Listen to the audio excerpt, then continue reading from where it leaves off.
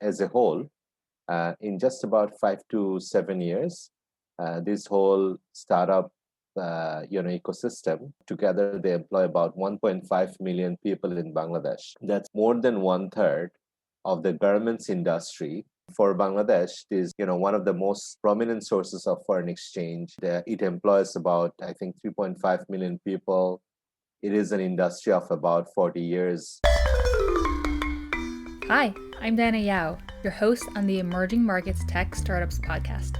While traveling to over 90 countries, I was inspired by the entrepreneurial spirit across startup communities in Africa, Latin America, Asia, the Middle East, and Eastern Europe.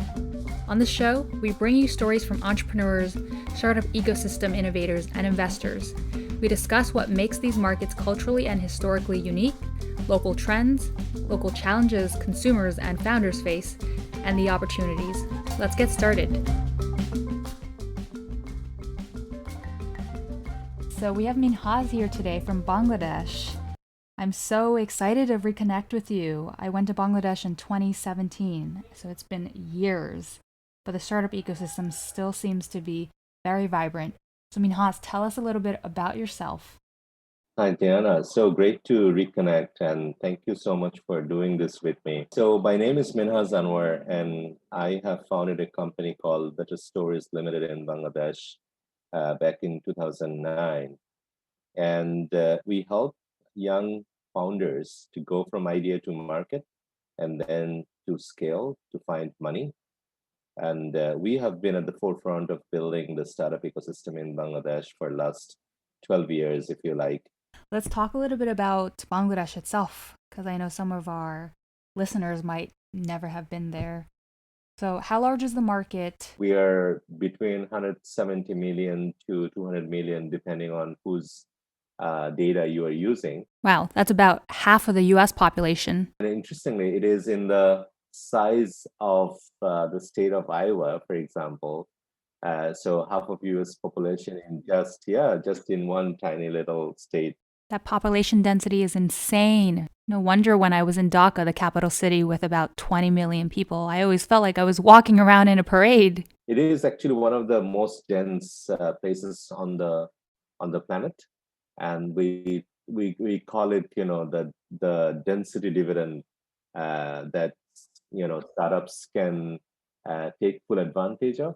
The other interesting fact, we're very homogeneous as a country. We speak almost the same language across, which is for if you're able to break through in one tiny little part of the country, there is a huge possibility that you can scale up through other regions of the country in general. So scaling is quite a phenomenal opportunity here, if you like.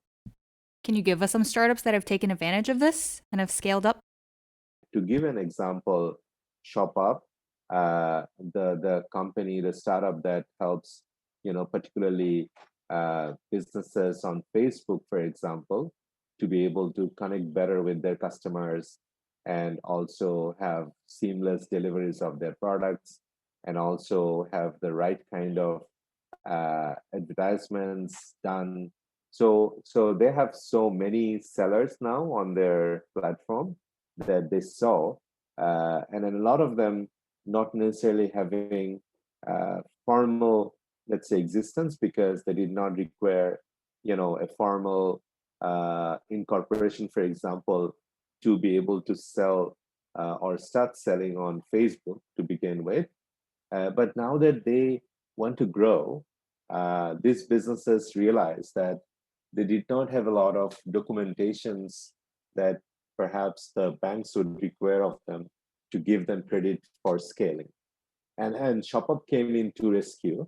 And so Shopup, which originally planned out to support small businesses on Facebook, they evolved to now become more like a fintech company, having so much of transaction data for these small outlets, and being able to use those data as an alternative source to validate their credit worthiness.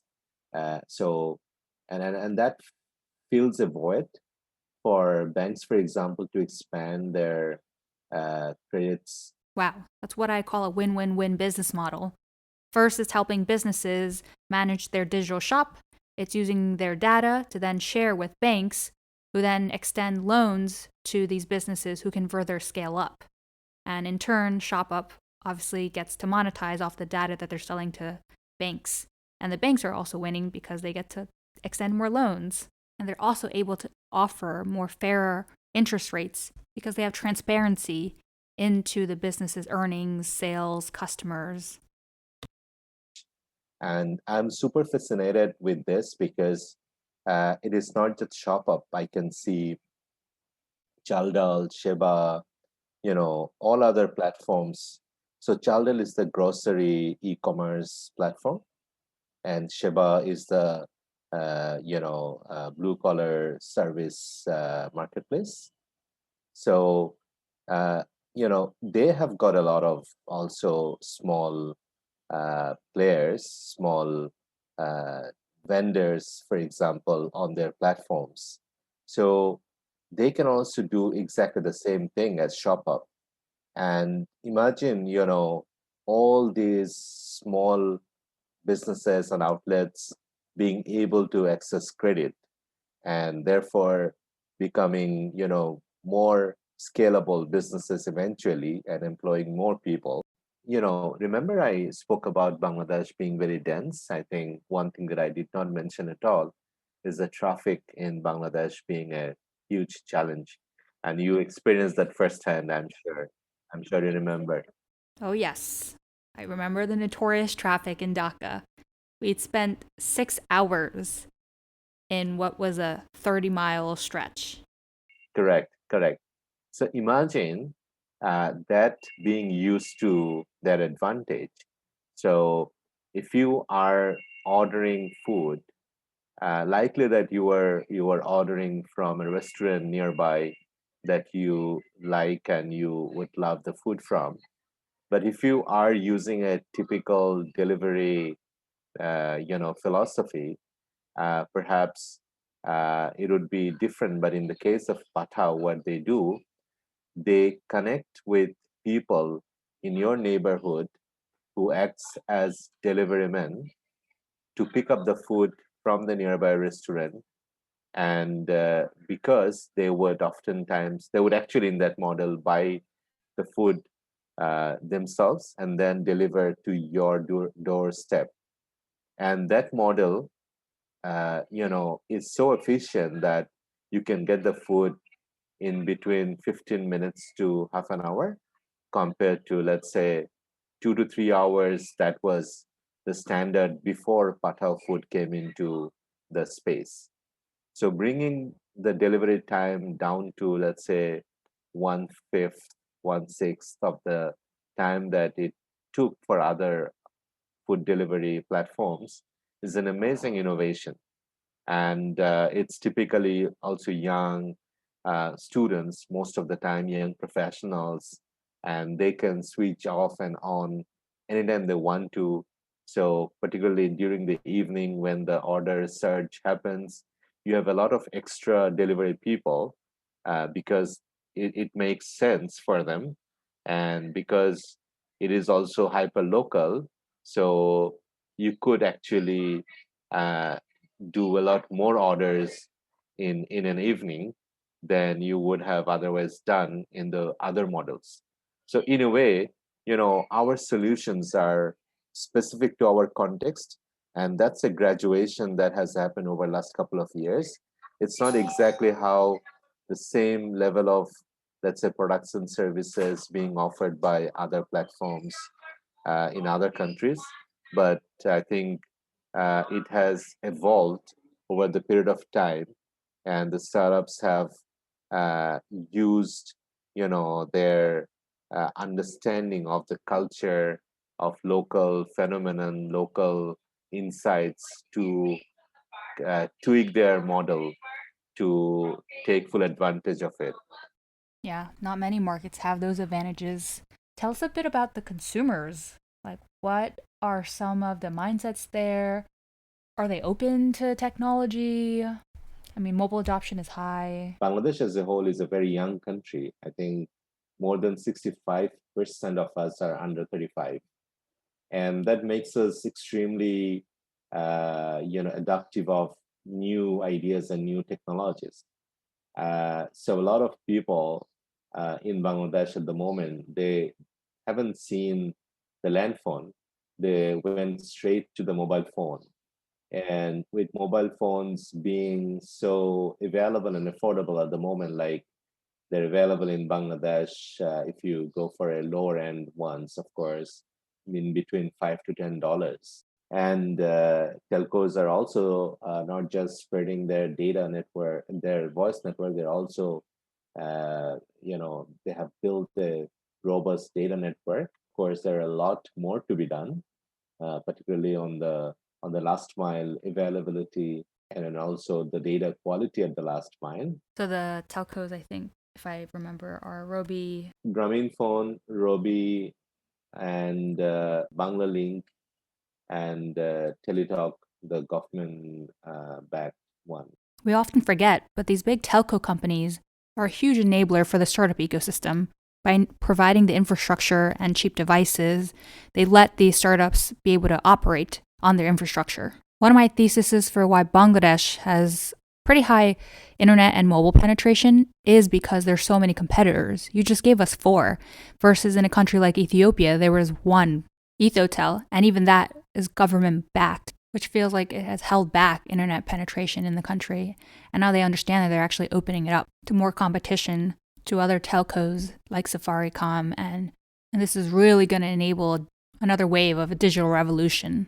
And when I visited Bangladesh in 2017, I felt like I had already seen that because these telcos were in high competition. Also because these companies internalized that they were the backbone to enable a bunch of these critical services like payments, healthcare, and seeing these services as a way for poverty alleviation, which I know Bangladesh is pretty famous for in innovating in the space. Can you talk a bit about these world-famous organizations and models for poverty alleviation?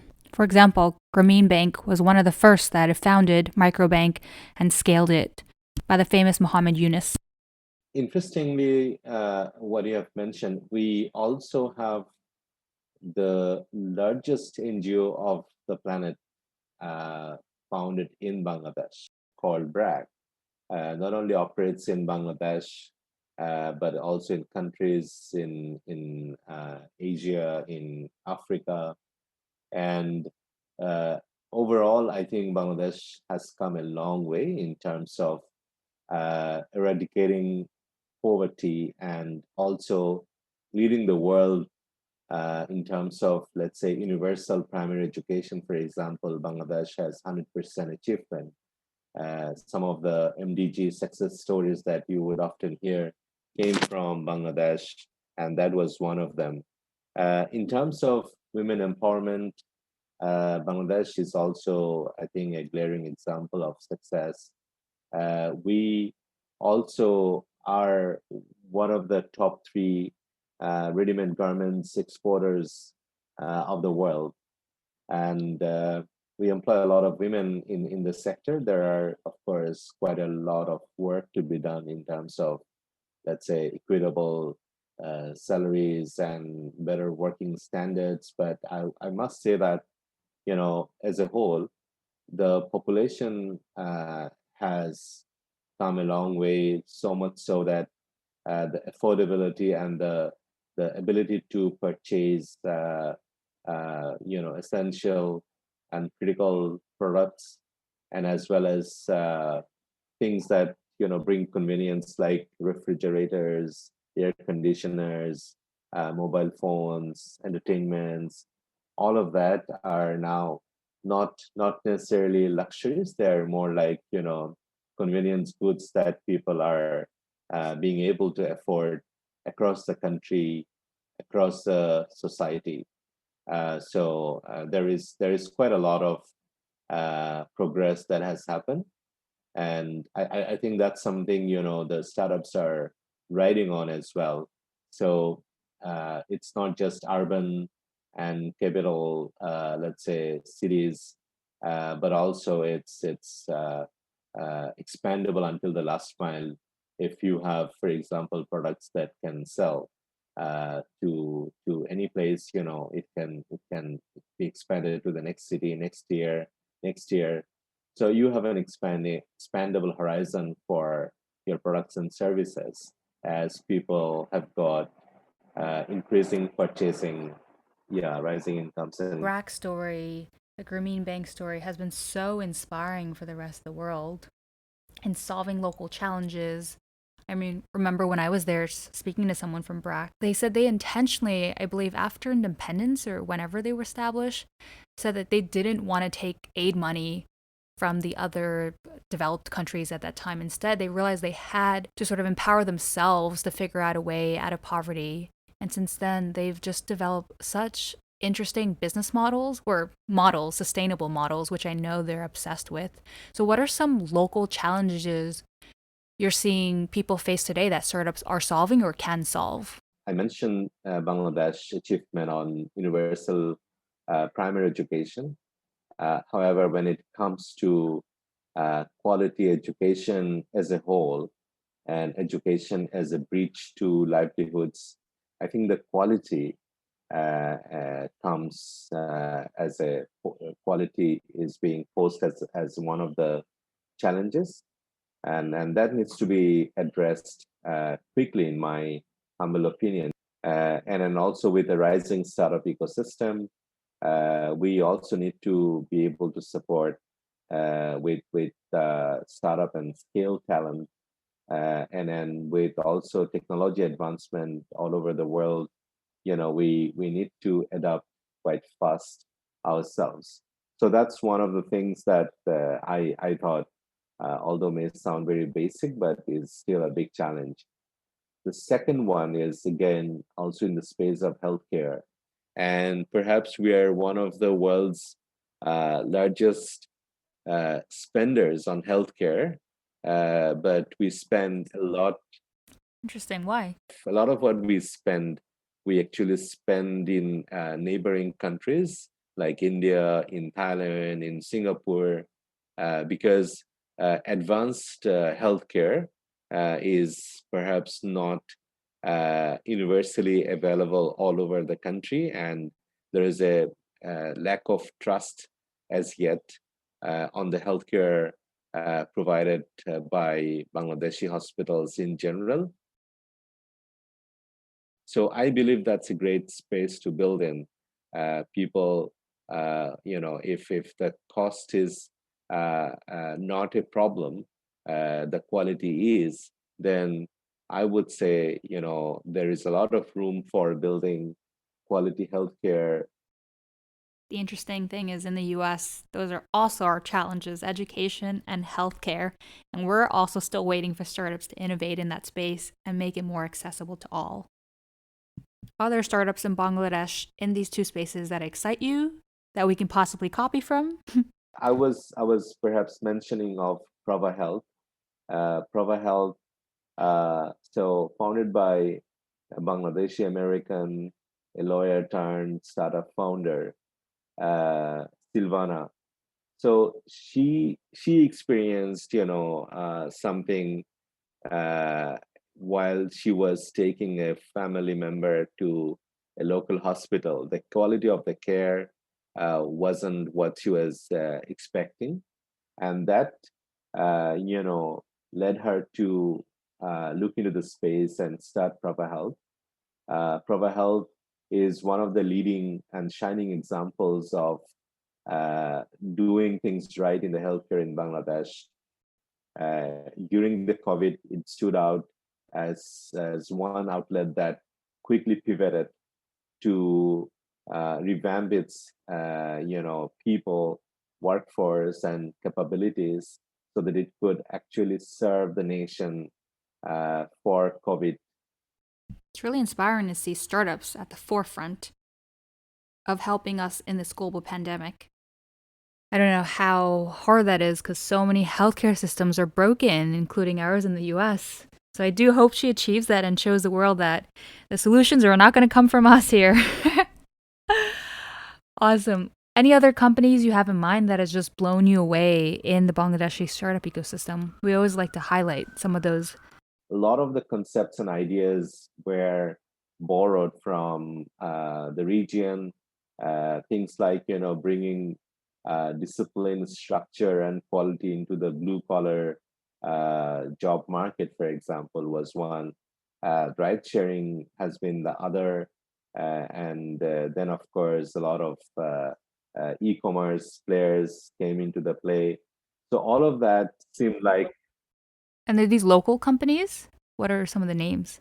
in the ride sharing space, we have got Pathab and Shahoj. In the e-commerce space, we have got Priyo Shop, Ajke Deal, Chaldal, and then a lot of other local outlets. And what has happened early in the time?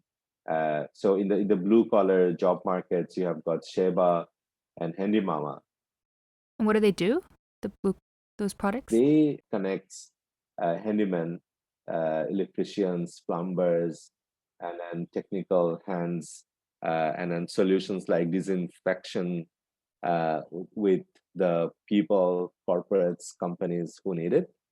So it used to be quite a fragmented and unstructured market before.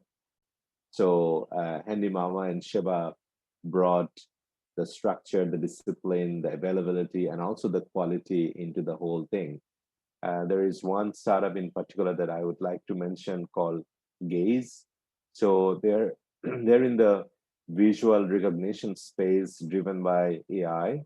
And just lately, I think as of last week, they were trending as number one conversation on Product Hunt as they brought a password solution. Yes, at the beginning, a lot of the models were copycats, but as they learned quickly to use the local knowledge to their advantage, and particularly when startups scale, they need to go deeper into the whole country's value chain, the supply and distribution network, the partnerships, and the regulatory nuances. And that reminded me that in the same space as food delivery that I was referring to, where Pataw, a local startup, has innovated to their advantage, Uber Foods actually had to shut them down. And that shows exactly the point that you have made. So besides these startups, what are other tech solutions that on your mobile phone or on the everyday person's mobile phone? For example, I know Bkash is probably one of them, enabling mobile payments. Right. So Bkash has been, of course, again, one of the greatest success stories, not just for Bangladesh, but I think an inspiration for many countries that are comparable economies. And yeah, so that's the uh, you know And can you tell people quickly what it is for those who don't know what it is? the fintech company that provides uh, banking equivalent services to people for fraction of the support through mobile phone. So for those people who are familiar with M-Pesa, so Bkash is a similar mobile financial service in Bangladesh. And that actually helped bridge over 60% of unbanked population that used to be in Bangladesh. So what percent of the population do you think today are on Bkash? I'm sorry that I don't have exact numbers, but in my perception, it will be more than half of country's people platform or one of the mobile financial services. And yeah, yeah, and one other thing you asked me, some cultural sort of nuances. So people here are quite price conscious in general, and they're also cash first. So a lot of the online and e-commerce based startups, I think majority of their orders are being fulfilled cash on delivery. And I think the breach towards, let's say, online transactions, where cash can be replaced by another form of transaction, Bkash and other mobile financial services are playing a role. A lot of people during COVID transformed themselves into Bkash on delivery, and that's amazing. I saw quickly all the other more formal institutions like banks, then they have started working closely with Bkash and started and making it interoperable so people can, and that's kind of enabling a lot more sales for the startups and e-commerce players here, and at the same time bringing more trust and reliability in the whole system, which in my humble opinion is a big game changer, because a lot of people were waiting outside of the fence before COVID to try for the first time anything from, let's say, the e-commerce or online space. And because of COVID, partly they were forced to, and then when they liked the experience, they remained stuck. And that's a great graduation that has happened in the consumer space, I would say. There's been so many terrible things about COVID, but the one bright side is it's really pushed so many people into digital, and so many services that we were used to that were not digital, such as health, telemedicine has been huge in the US now, and I'm sure in other markets.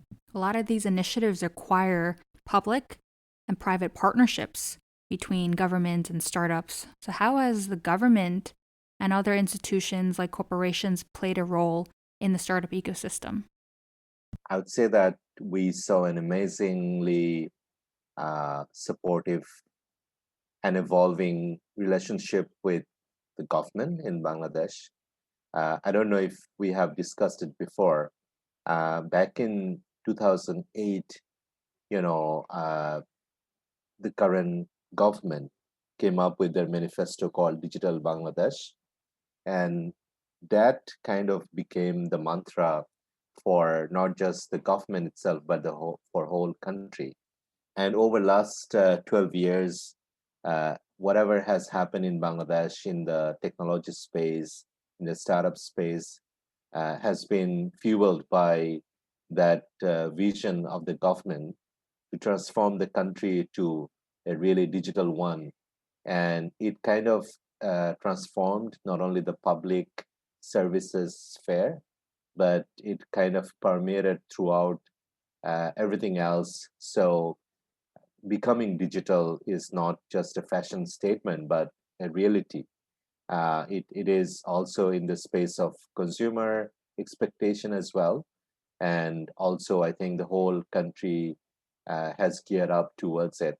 So, in that overall framework, the government, was able to understand the need for support in the industry, and they were very forthcoming.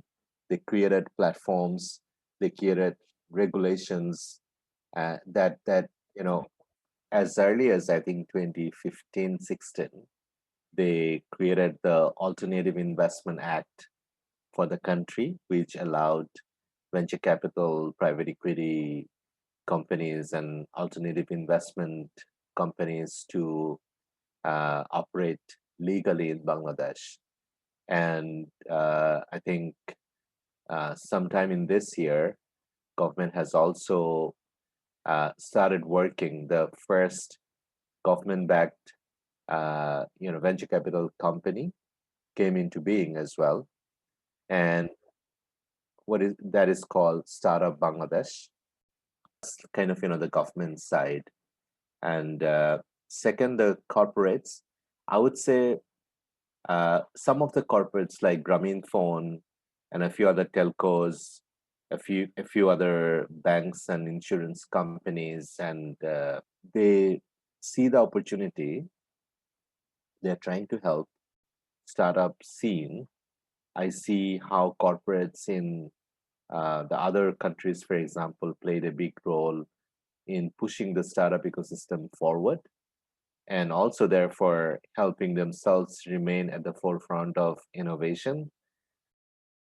And when it comes to development industry, I think that's perhaps one of the most fascinating development ever. And because I also worked in the past in international development, I see a huge, interesting journey there. For example, you know, uh, what was used to be only a development industry prerogative before, like things like microcredit or things like supporting people for livelihoods, stuff like that, have now transitioned beyond the development industry to, let's say, startups that start small, crowdsource money for small holding firms, and therefore giving them access to credit on a much better term than microcredit uh, as a whole, and therefore democratizing the access and also making it equitable for many farmers in Bangladesh. And also, by using technology, scaling it quite fast for the country as a whole, I think is a testimony that a lot of development goals like quality education, quality healthcare, quality employment, quality livelihoods, all of that we see in the sustainable development goals can easily be supported very well with the startup. And one thing that I must share with you is a whole, in just about 5 to 7 years, this whole startup ecosystem of them together, they employ about 1.5 million people in Bangladesh. That's like more than one third of the garments industry. And for Bangladesh, this ready-made garments industry is number one source, or one of the most prominent sources of foreign exchange. And it employs about, I think, 3.5 million people. It is an industry of about 40 years and got a lot of government support in the past. Whereas, the startup ecosystem, they are just a, fledgling kind of, an industry. And I believe in next 5 to 7 years, they are going to employ a lot more people. The quality of jobs in the startup domain is, of course, going to be a lot better because their average salaries. And that's why I'm so obsessed with the tech industry, because in a very short amount of time, it's been able to make the type of impact that, like you said, the garment industry, it took 40 years plus for them to make. I mean, Haas, you are the prime example of these type of partnerships and collaborations. You've worked in the development world at BRAC, you DFID, UNICEF. You've worked at corporations like Grameen Phone to help lead their startup ecosystem division. You've helped the government create Startup Bangladesh. And you're also a founding director at Bangladesh Angels, helping the startup community get access to capital to further scale. So, I mean, Haas, do you ever sleep? Well, I get that question a lot. When I came to this space of entrepreneurship and startups, very early on, I realized that it needs to be co-created rather than competing with each other. Early on, there was nothing, and we had to build the ecosystem from the scratch. We learned in the hardest possible way. I lost all my own savings in the process of this learning by doing. And then I realized that I alone cannot do anything. And therefore, I needed to work with government, corporates, successful founders, and most importantly, needed to build a community that can help each other out. And then as we made progress, we realized, one gap after another, and we tried to address it. And you mentioned Bangladesh Angels, for example, was a response to need for early stage funding, which wasn't there as much. People were investing randomly, but we needed to bring some discipline, some structure, some education to the whole thing so that it is being done more efficiently, more widely, and also, on both sides, on the side of the angels as well as on the side of entrepreneurs. Speaking of investment, a bunch of our listeners are investors in ecosystems around the world. Can you share a bit about the investment landscape in Bangladesh? I think if we look at last year's investment data or last 12 months investment data, I think a majority of investment in startups has happened from outside of Bangladesh. And investors like Golden Gate Ventures from Singapore, Surge, which is, of course, part of Sequoia Capital, and then also 500 startups, and a lot of those players started to find the opportunity in Bangladesh relatable. And although, it may seem like quite early at the moment, I think this is perhaps the opportunity, the sweet spot, when you come and pick perhaps the best of the lot at the moment and help them propel towards, scale to the whole of the country to begin with, and then of course to other geographies. So you mentioned Gojek.